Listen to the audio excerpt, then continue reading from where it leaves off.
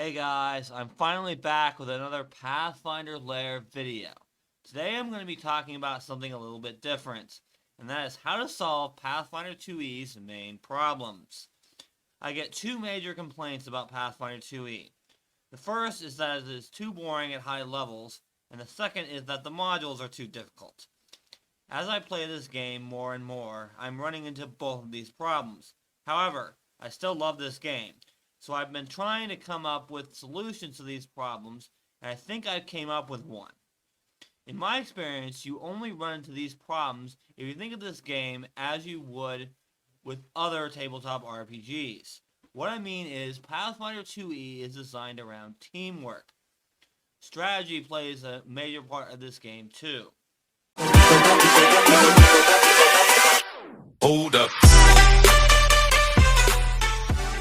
In my experience, if you only think about what your character can do and what's optimal for your character, like you would in other tabletop RPGs, then you're going to pick certain feats that you think are optimal, and that leads to one thing: builds that get boring after a while.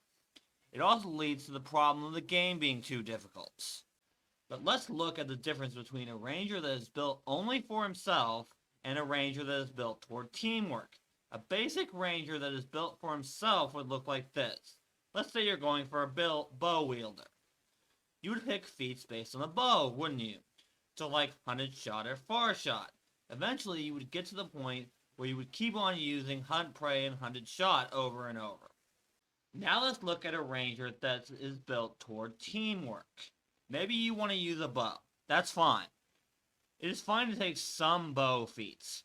But instead of taking nothing but bow feats, let's take feats like Monster Hunter, Snare Specialist, or Warden's Boon. Now all of a sudden you have a lot more options, don't you? Obviously your feat choices will depend on what the rest of the party is playing, but the point is, if you think about this game as working together with your team, you would pick feats differently, wouldn't you? This is harder with some classes than others, but you should be able to do this with every class.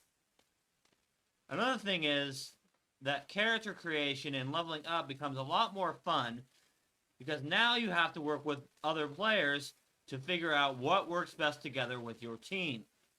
Plus, I find that you think about what is actually good for you to do in each situation to help out your other party members.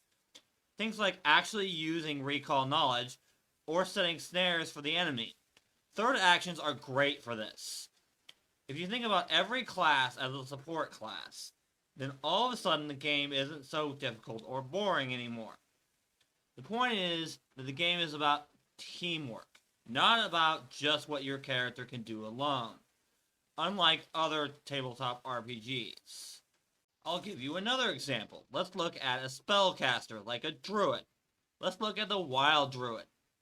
If you build your wild druid like you would for other systems like this, you would prepare a lot of wild shape spells because that's what you're good at.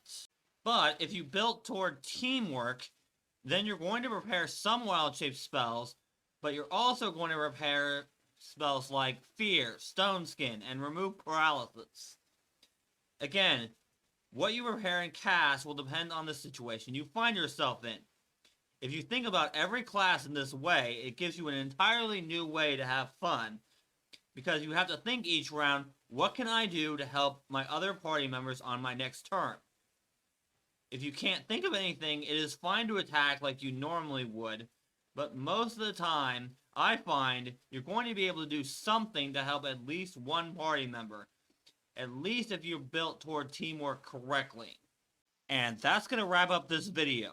If you enjoyed my little rant, leave a like and subscribe for more Pathfinder 2e content.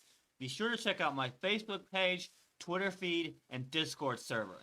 Links are in the description. So until next time, let's play some Pathfinder. 1, 2, 3, no.